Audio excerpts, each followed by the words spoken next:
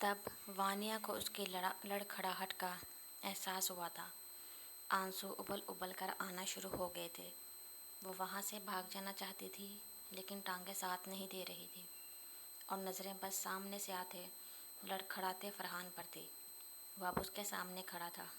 اس نے ڈوبتے ہوئے یقین کو بچانے کے لیے نہ جانے کس آس میں پوچھا تھا، آر یو ڈرنک؟ اس نے شوق کی حالت میں پوچھا تھا کہ شاید وہ کہہ دے نہیں اور یہ سب اس کی غلط فہمی ہو۔ وہ دوستوں نے اور بس اتنا ہی سنا تھا اور وہ مڑ گئی تھی۔ لوگوں کے ہجوم میں سے راستہ بناتے وہ باہر کی طرف بھاگی تھی۔ فرحان اس کے پیچھے آ رہا تھا لیکن اسے کوئی فرق نہیں پڑ رہا تھا۔ ان کے درمیان شادی کے شروع میں یہ معاہدہ ہوا تھا کہ جب تک وہ ساتھ ہیں وہ ڈرنک نہیں کرے گا۔ اتنا مان تھا اسے اس کے وعدے پر، اتنا یقین تھا اسے۔ اس کا یقین ٹوٹا تھا، اس کا بھروسہ ٹوٹا تھا، اور اگر کوئی پوچھے کہ بھروسہ ٹوٹنے کی آواز کیسی ہوتی ہے تو وانیا قریشی بتا سکتی تھی۔ فرحان نے اس کا ہاتھ پکڑ کر اسے روکا تھا۔ وہ چھڑوا کر آگے نکل گئی تھی۔ آخر کار وہ کلب سے باہر آ گئی تھی۔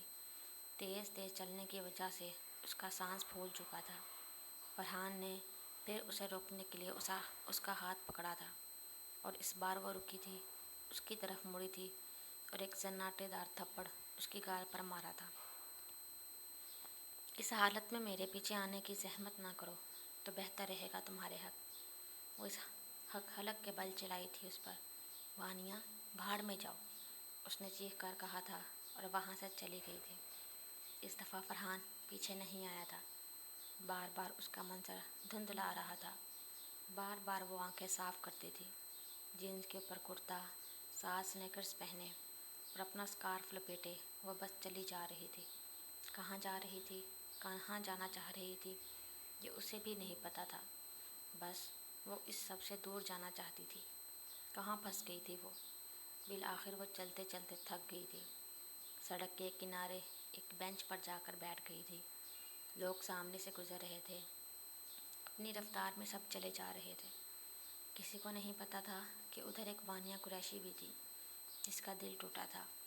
بس دبئی کا وہ آسمان ان دو دلوں کے ملنے کا اور اب بچھڑنے کا گواہ تھا۔ اس نے ٹانگیں بینچ کے اوپر رکھ لی تھیں اور اپنے بازو ان کے گرد لپیٹ لیے تھے۔ ساتھ بس بنا آواز آنسو بہہ رہے تھے۔ وہ کیوں اس کے ساتھ، کیوں اسے ہی کیوں ملا؟ اس نے ہر قسم کا سوال کیا تھا خود سے۔ پوری رات وہ سوچتی رہی تھی اور سامنے بس لوگوں کو دیکھتی رہی تھی۔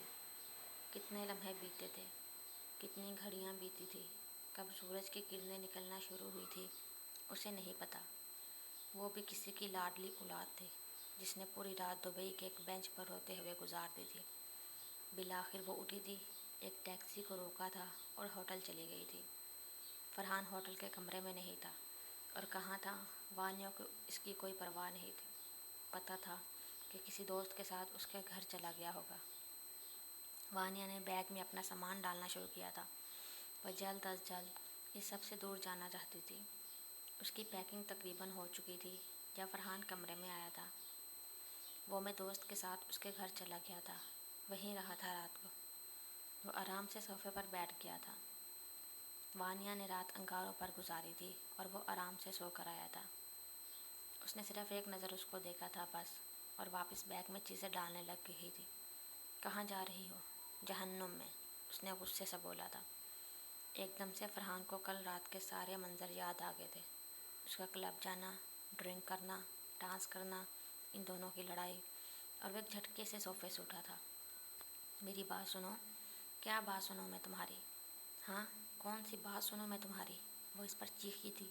جب اس سے کوئی فیلنگز نہیں چھپاتی تھی تو پھر غصے کو کیسے چھپاتی؟ ہم بیٹھ کر بات کر لیتے ہیں۔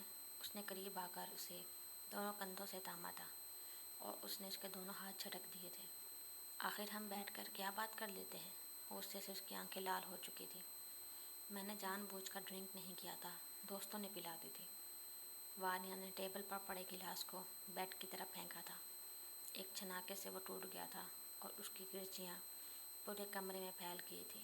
جان بوجھ کر نہیں، مائی فوڈ، دوستوں نے پلا دی۔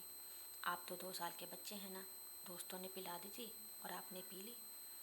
غصے کی شدت سے اب وہ رونے لگی تھی اور وہیں بیڈ پر بیٹھ گئی تھی۔ کچھ دیر دونوں اپنی اپنی جگہ ساکت رہے تھے، جیسے وقت رک گیا تھا، اور پھر اس نے آنسوؤں سے بھری آنکھوں سے اسے دیکھا تھا۔ آئی کانٹ، وہ آنسوؤں کے درمیان بنا آواز کے ہونٹوں کو جنبش دیے بس یہی کہہ سکی تھی۔ صدیوں کا دکھ اور تھکاوٹ تھا ان میں۔ وانیا اور فرحان اس کی طرف بڑھا تھا۔ اس کا پاؤں کانچ کے ایک ٹکڑے پر آیا تھا اور درد سے اس کی کراہ نکلی تھی۔ اب یہ کیا کیا ہے؟ سارا غصہ ایک لمحے میں ہوا ہوا تھا۔ وانیا اس کی طرف آئی تھی، اس کو سہارا دے کر صوفے پر بٹھایا تھا۔ دیکھ کر نہیں چل سکتے تھے، چیخ وہ ابھی بھی رہی تھی اس پر۔ اس کے سامنے نیچے زمین پر بیٹھی تھی، اس کا پاؤں اپنی گود میں رکھا تھا۔ اس کے پاؤں سے شیشے کا ٹکڑا نکالا تھا، اس کی پٹی کی تھی اور ساتھ بولے جا رہی تھی، حد کرتے ہو۔